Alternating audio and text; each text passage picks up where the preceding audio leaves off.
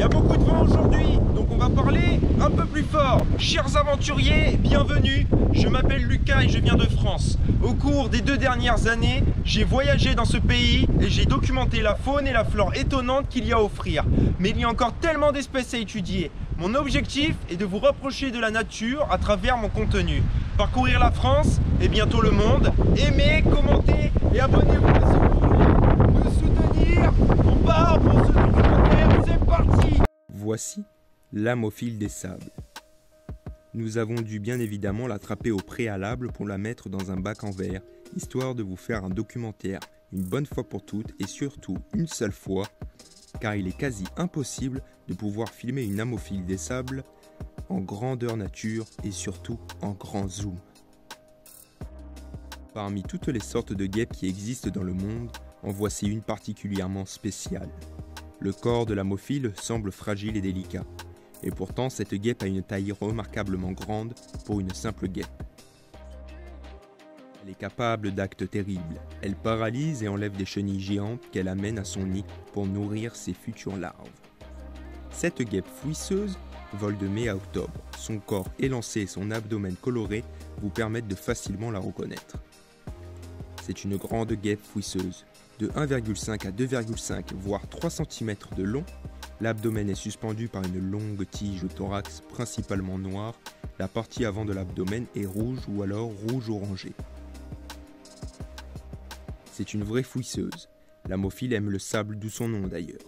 À part ça, elle n'est pas très difficile et fort répandue dans notre pays.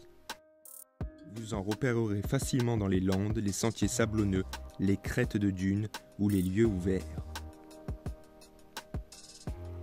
Si l'amophile aime le sable, elle adore aussi les grosses chenilles qu'elle offre en repas à ses petits. Bien souvent, ces chenilles sont beaucoup plus grosses et plus lourdes que la guêpe en elle-même. Les chenilles de sphinx sont également fort appréciées. La guêpe fouisseuse paralyse la chenille en la piquant directement au cœur de son système nerveux et en lui injectant du poison. Les proies peuvent ensuite être facilement transportées. Les larves de guêpes se nourrissent alors des réserves de graisse de la chenille encore vivante. Une fois mature, l'amophile puise son énergie dans le nectar des fleurs riches en sucre.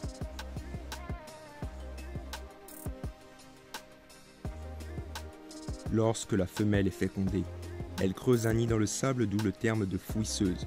Il se compose d'un couloir escarpé jusqu'à 20 cm de long, qui se termine par une chambre de nidification. Elle ferme l'entrée avec un caillou et part ensuite à la recherche d'une chenille qu'elle apporte au nid. Le nid est toujours ouvert et avant d'entrer et inspecté, avant que la guêpe n'y glisse la chenille. Ce n'est que lorsque la nourriture de la future larve a été livrée que la mère amophile pond un œuf directement sur la chenille. Le couloir du nid est comblé de sable, l'accès en est clos, et du sable vient en camoufler l'entrée. Les œufs et les larves ne peuvent donc être trouvés par les prédateurs. De plus, les amophiles empêchent ainsi les congénères amophiles de venir leur voler leurs chenilles. Cependant, c'est un insecte qui joue un rôle très important dans l'équilibre écologique qui est donc à préserver. La guêpe de terre ou la guêpe fouisseuse, mais qui est-elle exactement ? Sachez que ces insectes peuvent se montrer particulièrement agressifs et redoutables s'ils se sentent menacés. Dans ce cas, il est conseillé de faire appel à un professionnel.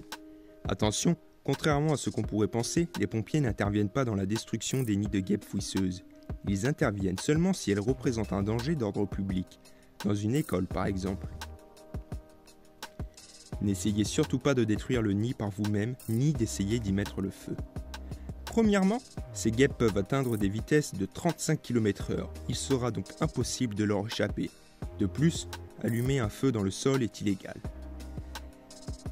Gardez à l'esprit que les guêpes de terre ne survivent pas à l'hiver et qu'elles ne réutilisent pas les nids précédents.